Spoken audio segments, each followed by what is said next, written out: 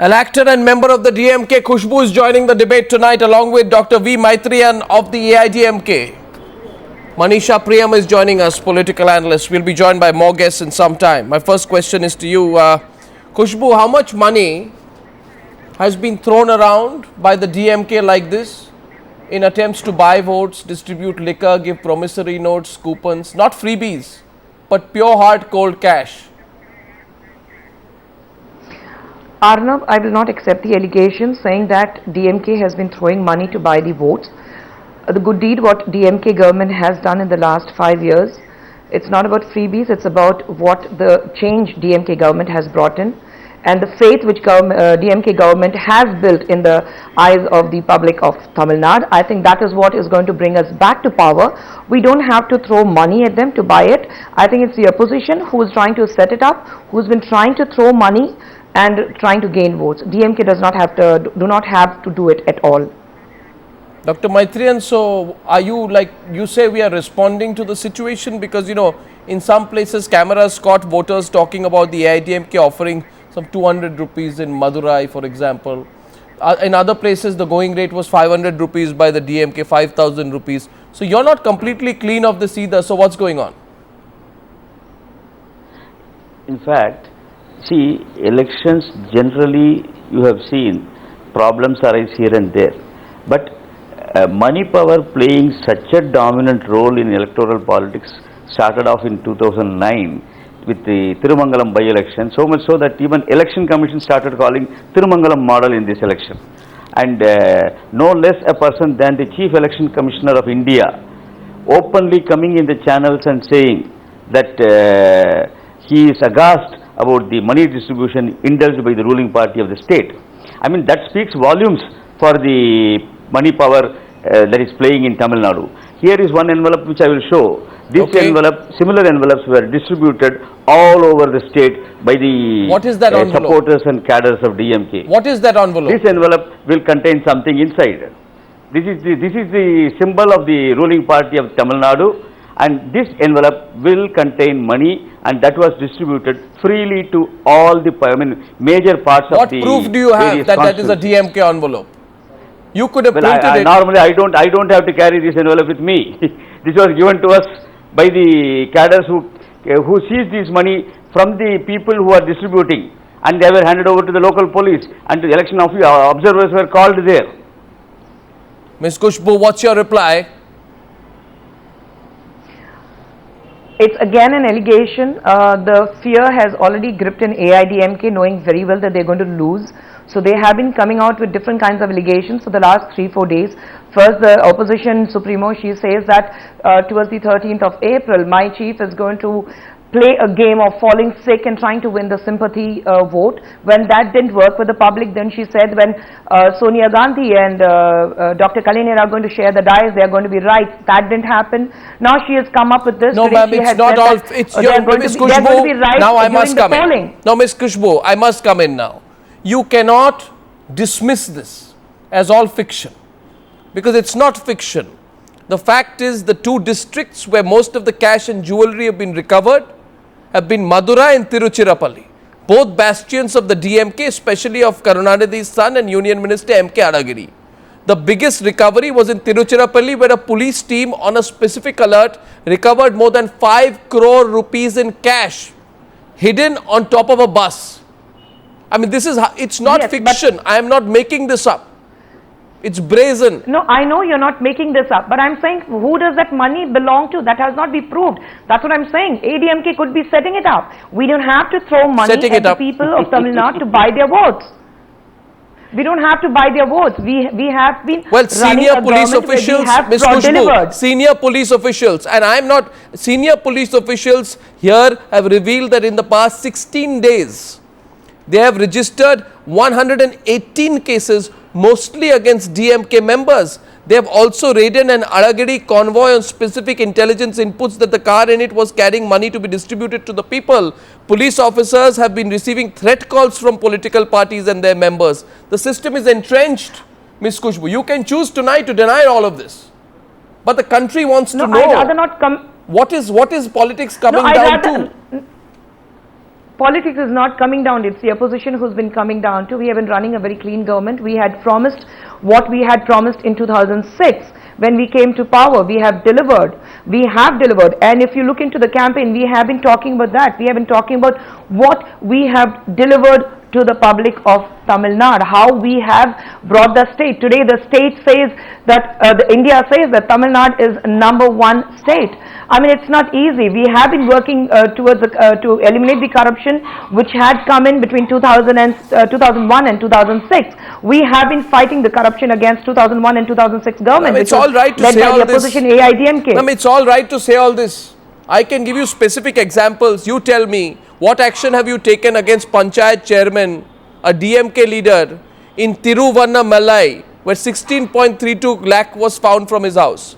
What action have you taken against another person in Pudukottai? In Pudukottai, what action has been taken? 11 lakhs and 8 lakhs seized from DMK members in specific places. What action have you taken against these people? The party. Arnab, if you're asking me this, I would like to ask you, 6,000 rupees is recovered from a common man, and you say that just because he happens to be a DMK sympathizer, you tell him, you accuse him of carrying 6,000 cash with him to distribute it? You're talking about 11 lakhs and 16 lakhs. I'm saying even a common man in Tamil Nadu cannot carry 6,000 cash on him. I'd rather not comment on the... Let me finish. I'd rather not comment on the police, because we have already seen how when we were trying to complain against Election Commission, the complete security was taken away from Mr. Arigiri's residence in spite of he being a central minister. Are you saying the state police in a DMK ruled state is working for Jayalalitha? Is trying to fix you? Is that what you're saying? We are not talking about the state police. We are not talking about the state police. There were little problems happening during the election time. Today it's over. We are relieved that it's over, and it's just that we are confident. We are sitting, all of us are sitting back, and we are confident that we are going to come back to power. We don't have to play cheap gimmicks to come back to power. That, as I said earlier, we have delivered. People have complete faith in DMK, and we will come back to power. Okay, now Subramaniam Swamy is joining the debate tonight. Ms. Khushbu, please stay on. Subramaniam Swamy, what's going on? You heard what the DMK has said here very clearly, but the facts on the ground seem to be something else. What would you say to Khushbu tonight? Well, I mean, she's arguing for our party, and she's arguing vigorously. I can't complain about that. But the fact is that 50 crores was recovered by the Election Commission, which hardly has a machinery to intercept this kind of money. And that means really it wouldn't be wrong what Ms. Jayalalitha said, that these people might have spent 5,000 crores.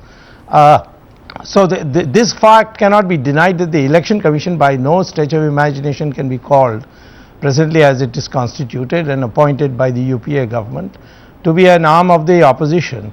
It has tried to perform its role. Maybe the election commissioners also have a conscience, and they have tried to do, and they've got 50 crores. And who can, I belong to Madurai, I can tell you, Mr. Arigiri, there's not a law in the Indian Penal Code that he has not broken.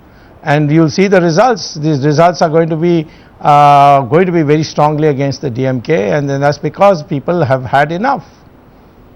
Okay, Subramaniam Swamy, let me draw in Manisha Priyam here before I go to you, Manisha Priyam. I find here tonight, and I must share with this, you know, the innovative techniques, and I am not saying tonight, Khushbu, that it's only the DMK. I want to make that absolutely clear, both to you and to Dr. Maitriyan. It is happening across the board.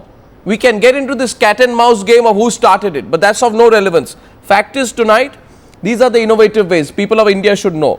In some places in Madurai, plastic tokens are given in 3 different colors, denoting a particular denomination to be redeemed at a particular shop on a particular date after the elections. That's one. Second is direct credit to the voters' bank accounts. Special methods are made for cash transfers that cannot be identified. Payment of utility bills. But the most bizarre thing I found was this, and this is really funny. Some political parties are saying that we will pay for the recharging of your mobile phones, on which cash will be transferred by after the elections or before the elections. I mean, they are even going down to paying for the mobile phone bills, you know, so that it can substitute it as kind and not be shown as cash. Manisha Priyam, is this common? Well, from what you say, Arnab, Tamil Nadu is the place to be in. And as an ordinary North Indian, what I can tell you, that the figures that I look for development in Tamil Nadu, clearly the Aam Aadmi in Tamil Nadu is a very pet bhara hua. He is not a very hungry poor man.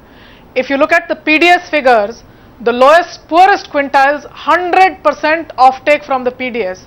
So what I do not understand is there some kind of a need for rupees 500, 200 or 1000? 1000 is the highest denomination, by the way, that I heard the DMK had distributed to the voters. So if that need still remains with the poor, what we clearly need to think about is rationalize some of these schemes, just the way you are giving them ration now. Nobody is giving them ration for free because that's coming through the state machinery. Give them the cash through cash transfer programs as a part of government administration, and don't leave it as an end point that you come up to an election and then you find that not only through mobile phones, I was told by a friend that money was filled inside ballpoint pens. All the ballpoint pens in a particular place in Madurai, were bought up in a particular constituency. The refills were taken out and money was filled inside. So why allow this kind of an innovation by candidates who are contesting elections at the time of elections as an end point? Go in for some kind of conditional cash transfers to your bottommost deciles. And the second thing is, what we realize, that the moment the administration of a state is left independent under the charge of the Election Commission, you find that the same police and the same administration which had been serving the state government until now comes up with these high figures of seizure. I mean, 50 crores by any standard is a very high figure for cash seizure. I have not seen this happening in any of the North Indian states that went to polls recently. It's a very, very high figure. It's a very, very high figure.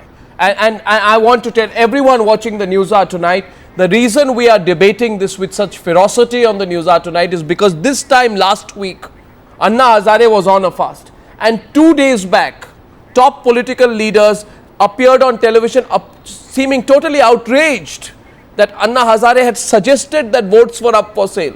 They said this is an attempt by Anna Hazare to undermine Indian democracy. Those political leaders need to get a reality check. Mr. Elangovan, so what happens here? You are going to accuse the DMK. The DMK is going to deny and accuse you in turn. Jayalalitha said it started, it has reached a zenith. Now, what changes, Dr. Maitriyan? What changes on the ground? You know, the people of Tamil Nadu today are fed up with the state administration. The three major issues which are bothering the minds of Tamil Nadu electorate, the humongous corruption, the price rise and the one family misrule. And today's polling, the high percentage of polling, in fact it is more than 75%.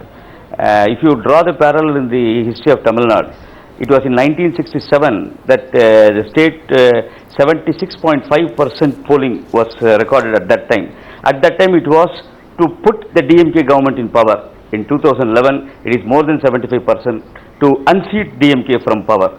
And people of Tamil Nadu today, they have given a clear, decisive and a positive mandate for the Iron Lady of Tamil Nadu, Dr. Puratchi Thalaivi.